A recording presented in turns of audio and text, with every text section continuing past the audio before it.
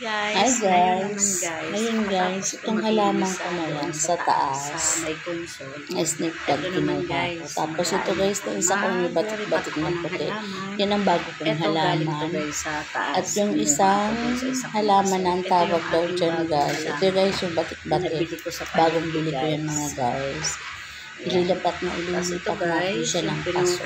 Tapos itong isa, ayan guys, pinopagate ko yan sa tubig. Ayan siya, nagdahon yan. Ay, nag-ugat na siya mga guys. Ilipat din natin siya ng paso. Tapos ito guys, na aking itong aking soil. Ay, halo-halo yan guys na yung ano tawag dito, yung sapal ng barako, yung pinagkapihan namin. Halo-halo ko dyan guys. Tapos yung aking shell ng itlog, iniipon-ipon ko. Tapos yan, dapat yan guys para yung ginagrind, kaya ginigiling sa blender para pinong-pino. Ang ginawa ko dyan guys, ano lang siya, tawag dito, dinik-dik-dik ko lang siya, kaya may parang may mga malalaki ang ano ng shell ng itlog. Ito yan siya guys. Ang bili ko niyan guys, 75 pesos sa palengke. Tapos yan guys, pagkatapos yan, inakyat ko na yan sa taas. Hindi ko na yan na-i-vlog yung bandang huli. Ang ingay guys dito sa ano namin, sa tabi kasi namin may pabrika dyan ng, paano pabrika yan ng ingay? Nakaano ko niyan guys bali 4 Ano siya guys? 4 yan. Kasi yung isa guys na ano ko, yung dyan sa may tabi ng inuupuan ko. Naripat ko din yung mga guys. Tapos ayun na yung aking pinopagate sa ating tubig. Nag-ugat na siya guys. Maganda yan. Kaya lang siya guys, lumalaki. Meron ako niyan sa labas. Ang ginawa ko guys, trim-trim ko lang siya para hindi siya humabong ng gusto. Ayan na. Nagaganda na ako sa dahon niya kasi ano, yung dahon niya guys, pa-heart shape, papuso ba? Ayan na. Papuso yung kanyang dahon. Ayan na siya.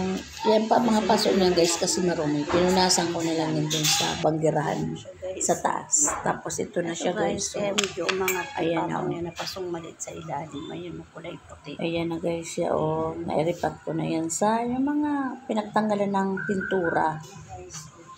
Tapos ito, naglilinis na ako mga guys. Ayan.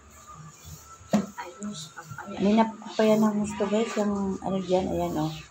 Pinustos ko ba ng basang-basahan. Ito pala guys. Tapos ito guys, yung galing sa taas dun sa may banggera na nilalabahan ko. Pinutol ko yan. Pero may ugat pa siya para medyo bumaba. Ayan. Siya naman ang nilagay ko dyan sa baba, sa may tabi ng, sa ilalim ng console ng iba, sa ilalim ng console ba. Ayan, tabi ng Santa Claus. Tapos ito guys, iakyat ko yan doon sa taas. Ayan na siya guys. So, dito o yun dyan, tinanggal ko.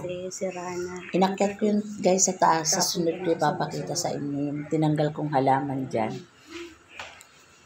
Ayan. Malinis naman ang aking balkon. Ayan guys. Tapos ito guys. So, yung maliliit na paso, ayan, din-spray ko na lang yan guys. Ito na guys yung galing sa taas. Ito guys, humahabong ng todo yan eh. Pero ang ganda ng dahon niya. Nagpipinkis ba yung dahon niyan? Kulay pink. Lalo pag naaarawan siya guys. Ayan o. Ang ganda niyang halaman ko yan. Parang minsan dili ko siya guys ng pinahugasan na bigas. Ayan. Diyan lang yan mga guys. Hindi yan naaarawan. Ayan yung aking sungkaan. Ito na siya o.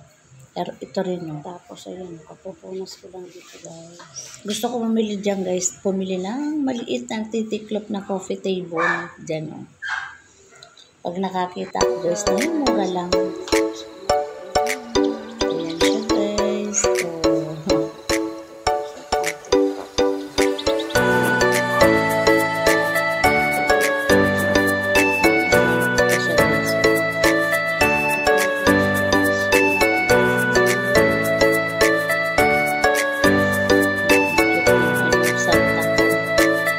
Santa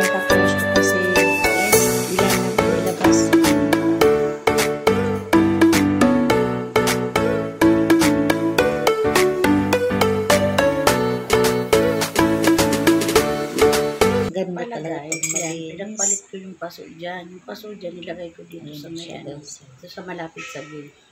Ito siya guys. Ito pala. Oh. Hindi ko lang na ano. Ayan siya guys. Ayan. Madilim na guys.